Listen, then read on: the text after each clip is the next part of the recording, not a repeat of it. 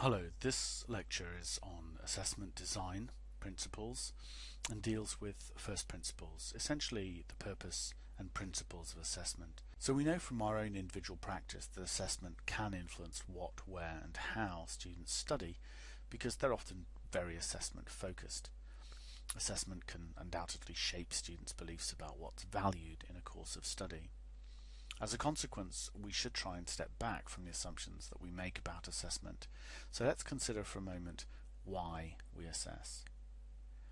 It could be because we seek to guide and motivate the student towards parts of their learning that we want them to focus on in the future. It might be because we want to give them opportunities to practice or evidence the learning outcomes of their course. It may be in order to generate feedback on student learning to support the first two of these points. So whether it's motivation, learning opportunities or feedback, these are all things that feed forward to the student. But it may also be to generate a mark, a grade, to benchmark a student against the criteria for study.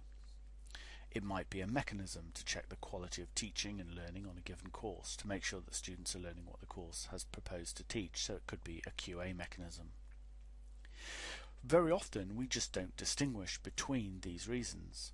But we should, because understanding why we assess helps us to be more creative and relevant in the design of our assessments. Here are 5 principles of assessment, some of which may be new concepts. So assessment should be constructively aligned. It should be directly aligned to the stated learning outcomes and supported by aligned teaching and learning activities. This applies as much to formative ongoing assessment throughout a program as it does to any summative assessment. Assessment should be reliable, so this concept of reliability is extremely important. It should be possible for two people looking at the same piece of assessment to arrive at the same or very similar judgment based on some explicit criteria.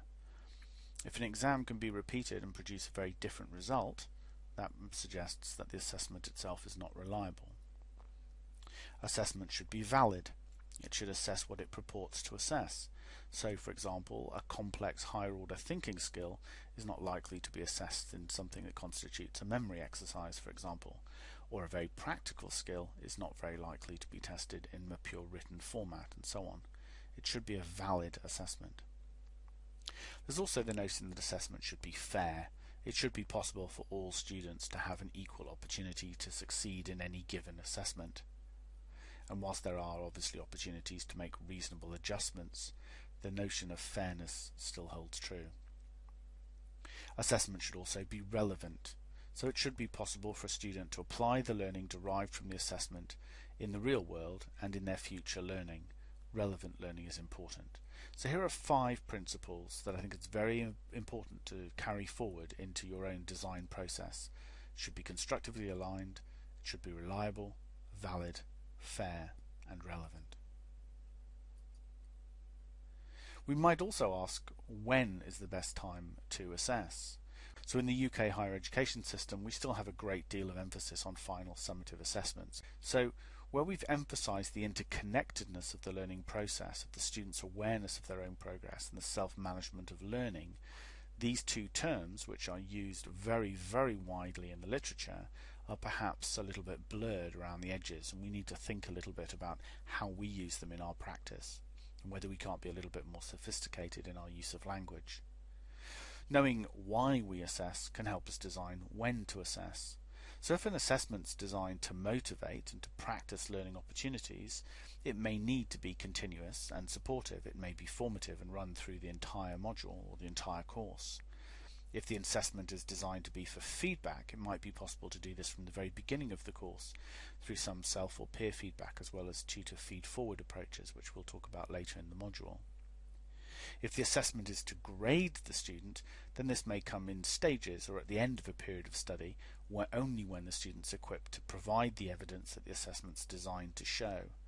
So the distinction between formative and summative is perhaps not as clear as it might at first appear. It's more a question of when.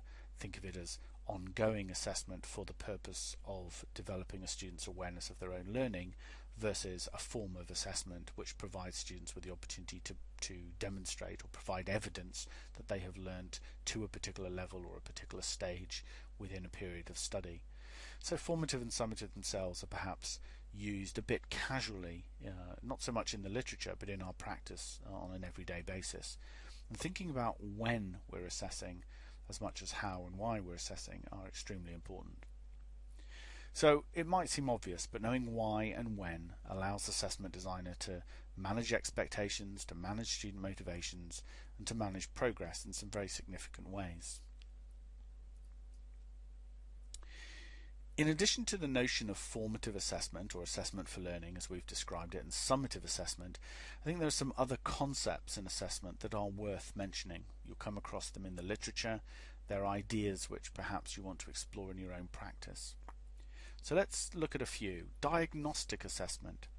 Diagnostic assessment's intended, a bit like formative assessment, to help students to learn, to support their learning. But it's usually used to look backwards as to what the student might already know, perhaps to uncover or correct a misconception. Dynamic assessment is a term that's used to describe the specific learning capabilities of students, to perhaps assess learning styles or preference to learning.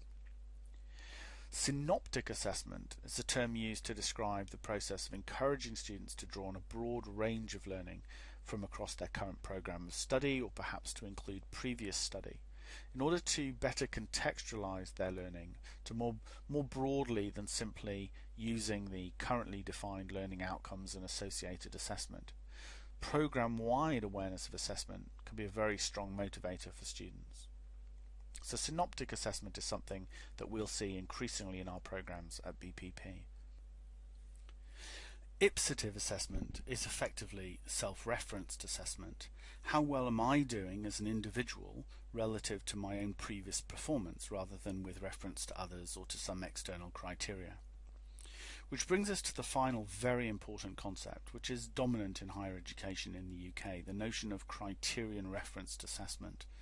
The idea that criterion referenced assessment allows every student's work, each individual student's piece of work, to be measured against some predetermined standard. This is usually a marking rubric or perhaps an exemplar assignment, usually in the form of some kind of rubric.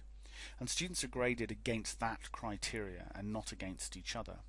So as a consequence, it's possible for all students on a course to get very high marks, or for all students to get very low marks, depending on their positions relative to some external criteria rather than to each other.